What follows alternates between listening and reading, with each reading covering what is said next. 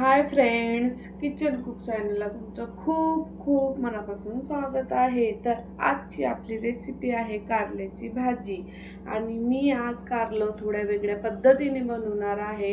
जसं मी बनवते तसं तुम्ही जर बनवलं तर तुमची मुलं सुद्धा आवडीने खाणार।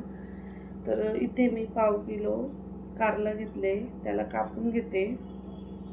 जसे तुम्हाला आकार पाहिजे तसं तुम्ही कापू शकतात। मी असं कापून घेतले। आता माझे कारलं तर कापून झालेलं आहे।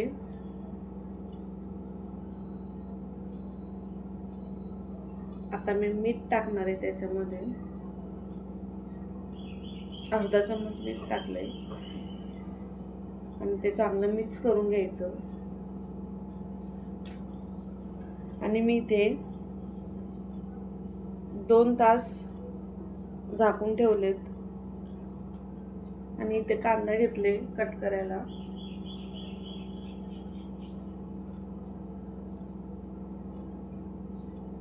जर मी जसं बनवते ना त्या पद्धतीने जर तुम्ही बनवलं ना कारलं तर कडू वगैरे लागणार नाही आणि थोडं वेगळी टेस्ट।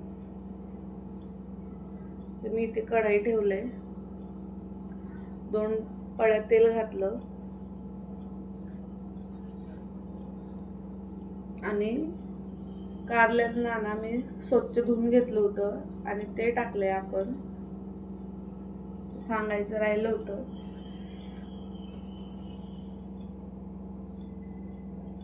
आणि कारल्याला चांगला आता आपण 10 मिनिटं फ्राय करून घेणार आहे।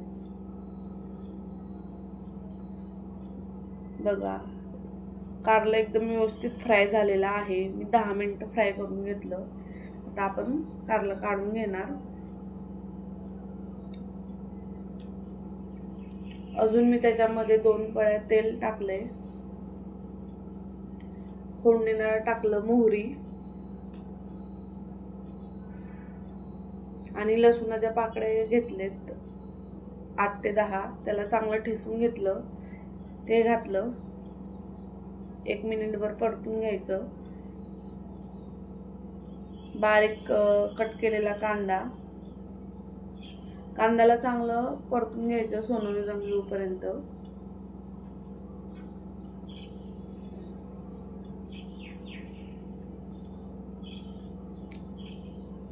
बघा, आता आपलं कांदा परतून झालेला आहे। त्याच्यामध्ये मी मीठ टाकलंय। मीठ तुम्ही तुमच्या चवीनुसार टाका, कारण आपण कारल्यांमध्ये पण आधी मीठ टाकले, त्याच्यासाठी मीठ कमी टाका। हळद टाकले आणि चांगलं त्याला परतून घेतलंय।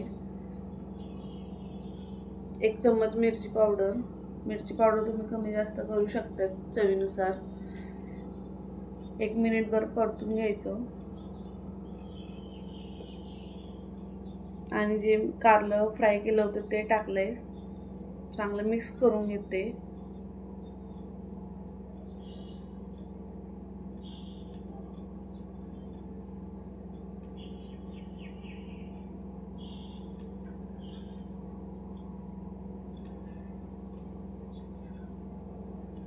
बघा, आता 10 मिनिटं मी परत शिजवून घेतलं होतं कारल्याला आणि इथे मी गूळ आणि चिंचेचं पाणी घातले। 1 तास अगोदर थोडंसं गूळ आणि चिंच भिजत घातलं होतं, त्याचं थोडंसं पाणी, जास्त नाही, एकदम थोडंसं। याच्याने ना चव छान लागते, म्हणजे तिखट, थोडंसं गोड, थोडंसं आंबट। 5 मिनिटं परत मी याला वाफवून घेतलं होतं।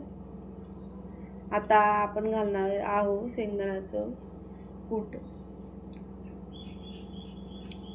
इथे मी 3 चम्मच घातले शेंगदाण्याचं कूट।